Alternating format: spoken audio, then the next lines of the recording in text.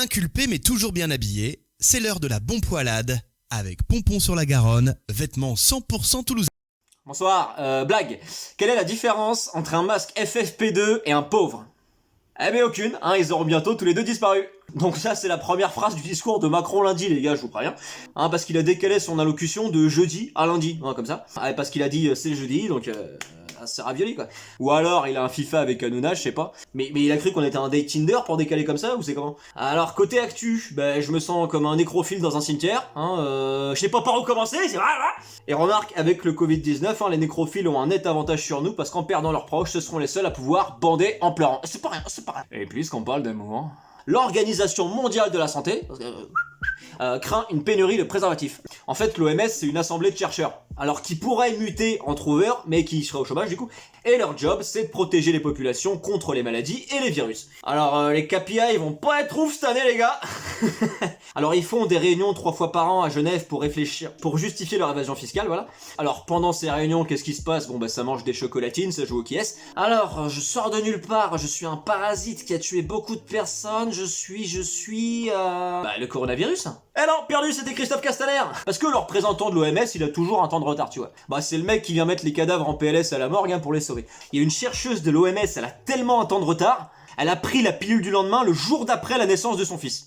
Le préservatif, donc, hein, vous voyez ce masque FFP2 de la teub. Rappel, hein, pour les parents de Boris Johnson qui ne savaient pas ce que c'était. Boris Johnson, hein, oui, vous voyez le fruit d'une nuit agitée entre Donald Trump et Ed Sheeran. Bon, bah, c'est le mec qui twerkait devant le Covid-19, tu vois, puis qui est en soins intensifs maintenant. C'est la définition du mot karma. Parce que le karma, c'est quoi? C'est juste le boomerang de tes actions, en fait. Par exemple, au hasard, en 2006, l'Italie nous vole la Coupe du Monde.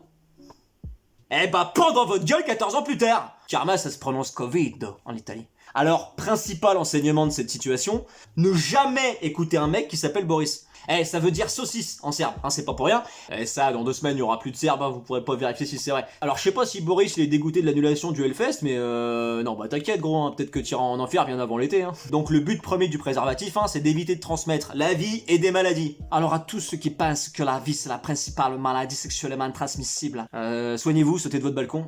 Et si vous le faites vers 20h, ça a un petit côté festif plutôt sympa. En fait, c'est l'inverse du saut en hauteur, la défenestration, c'est du saut en descente. Alors, chez nous, le record, il est détenu par la voisine du 5ème pour le moment. Ah bah on l'a tous applaudi, hein. Bon là, je gêne un peu dans le parking maintenant, mais bon. Moi c'est con, j'habite au premier, quoi. Parlant de saut, j'ai réfléchi aussi. Concernant les mecs qui font du saut à la perche, à quelle heure on leur parle des ascenseurs?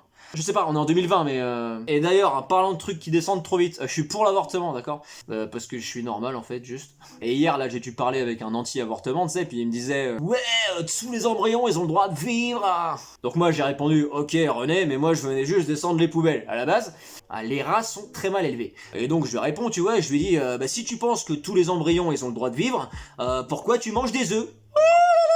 Il a fait un AVC, le René, il est tombé comme ça dans la poubelle, et du coup j'en ai déduit que les seuls anti-avortements qui ont de réelles convictions, eh ben c'est les vegans. Ah bah là j'étais content de mon raisonnement, tu vois, puis j'ai mangé René pour fêter ça du coup. Alors c'est vrai que ça a un goût bizarre le rat, mais moins que ma voisine quand même.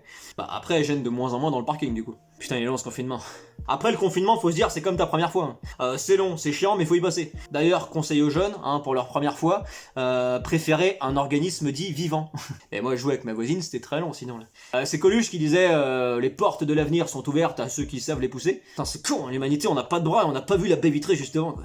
Alors joyeuse fin du monde à vous, bonne soirée, bon courage et bon poil. Je vais redescendre les poubelles, moi j'ai rien à manger.